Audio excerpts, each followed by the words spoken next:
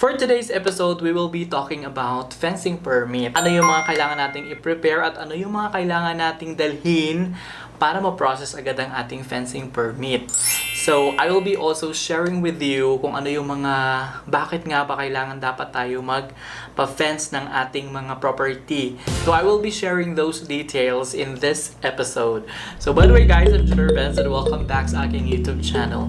This channel creates video tutorial and construction related videos. Now, kung yun yung mga hanap yung video, please feel free to consider subscribing my channel.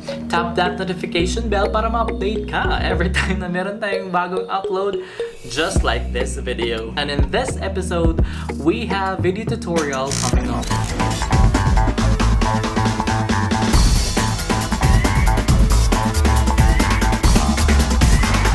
So before going through sa ating mga requirements sa pag-secure ng ating fence permit, so I will just share with you kung ano yung mga primary reasons kung bakit tayo magpa-fence ng ating property. Well, I know that you have this idea already, pero let me just share with you, at least somehow, yung mga nagbabalak pa lang na magpa-fence, so at least ma-push nyo na ma-fence yung nyo property. Unang-una is you will have your security and safety. Safety and security is talaga yung pinaka-priority ng ating pagpa-fence ng ating mga property.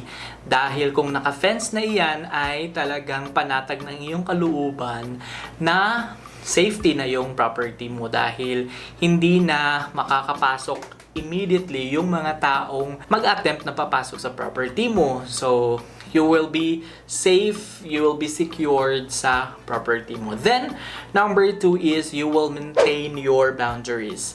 So, once na ma-fence mo na yung property mo, so, panatag ka na rin lagi na hindi ka na malamangan ng mga adjacent property. Kasi hindi natin masasabi, minsan meron tayong mga tao nakatabi sa ating property na mahilig mang-angkin. So, that's for your safety and that's to maintain your boundaries.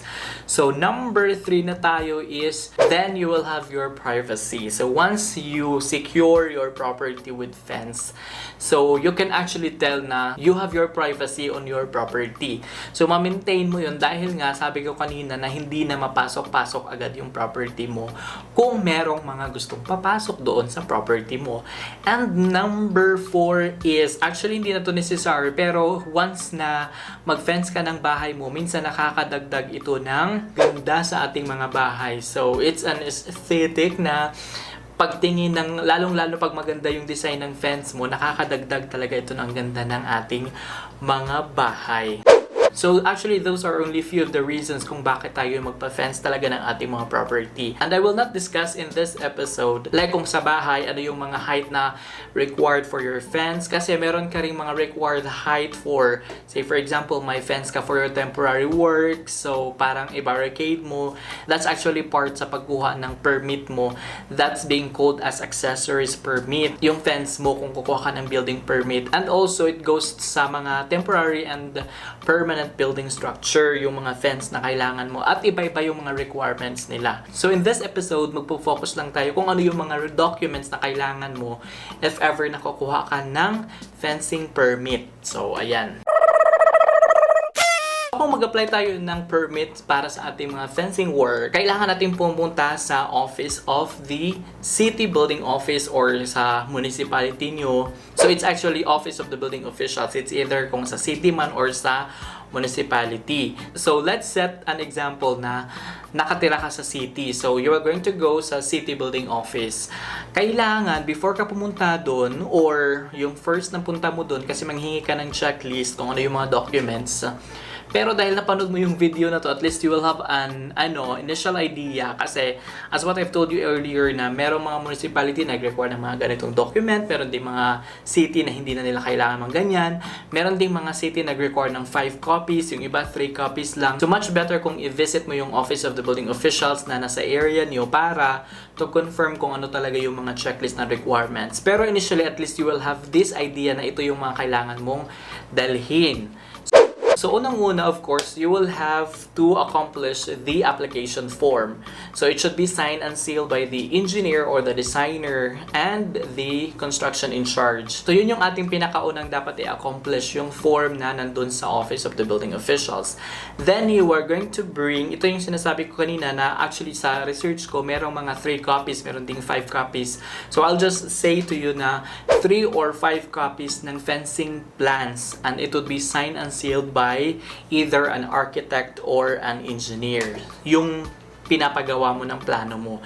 Should be 3 or 5. Some other municipalities required 5 and others are requiring 3 copies only. Then you need to have also the site development plan or the vicinity map. It should be signed by licensed geodetic engineer. So take note na meron kang site development plan or vicinity map. It should be signed by geodetic engineer. After that, hingin mo yung mga copies nila ng PTR. Meron yan sila. Dagdag mo na rin yung mga IDs nila, yung mga PRs. I-photocopy mo na lang yung mga IDs nila. Then also, prepare your ID also. Mag-copy ka na lang. Much better yung mga government-issued ID para yun kasi yung mga pag-transaction sa government, kadalasan yung mga hinire-require nila is yung mga IDs na issued by the government. And number 6 is bill of materials. So cost estimate, and it would be signed and sealed by the engineer or the architect. So kailangan meron kang copy niyan. Anyway, i-provide din naman yan ni engineer at ni architect sa'yo. Yung bill of materials, kailangan yun. Then, you need to secure also for proof of ownership. Actually, hindi siya necessary na, depende kung anong applicable. Meron ding kung nag-rent ka lang, mga contract of lease, or yung mga, kung binili mo siya bago pa lang, mga deed of absolute sale, yung mga ganong proof na ikaw yung naka-occupy doon at kailangan mo ng fencing permit. Like mga transfer certificate of title, kung meron ka, much better. Pero kung wala ka naman nun, kung meron ka lang mga extrajudicial settlement, yung parang mga proof of ownership na magkakaroon ka ng justification na ikaw talaga yung occupants dyan sa area na yan. Then you will be required also yung mga current tax receipts and location clearance from the City Planning Development Office. Yung mga locational clearance na kukunin mo sa City Planning Office. And also kung meron ka mga hot works, kung medyo malaki yung pinapagawa mong fence, meron ka mga welding works, mga ganyan-ganyan.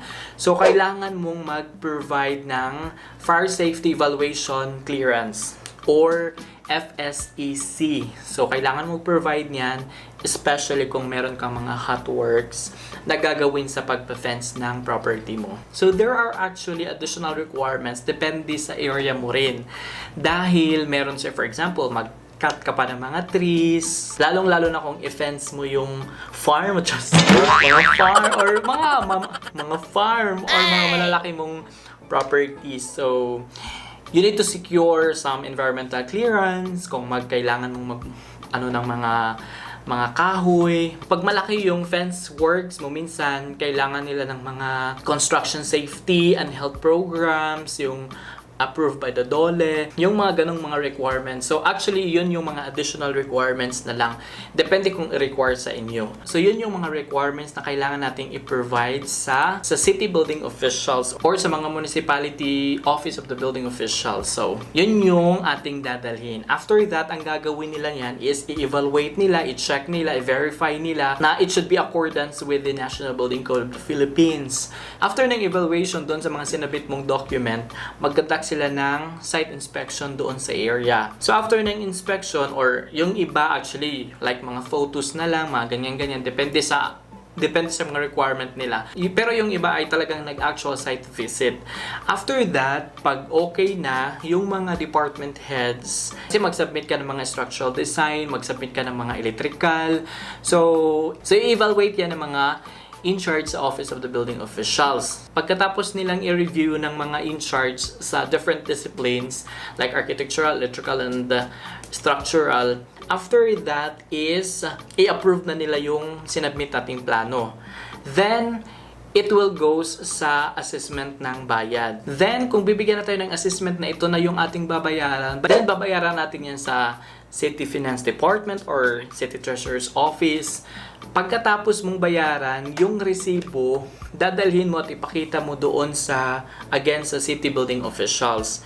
After that, na nakapagbayad ka na, so ready na for release yung ating fencing permit. So, makukuha na natin yung ating fencing permit. So, I guess that's it for this vlog. Yun lang yung ating pag-uusapan, yung mga requirement at kung ano yung mga process na pagdadaanan mo if you are actually planning to secure your fencing permit.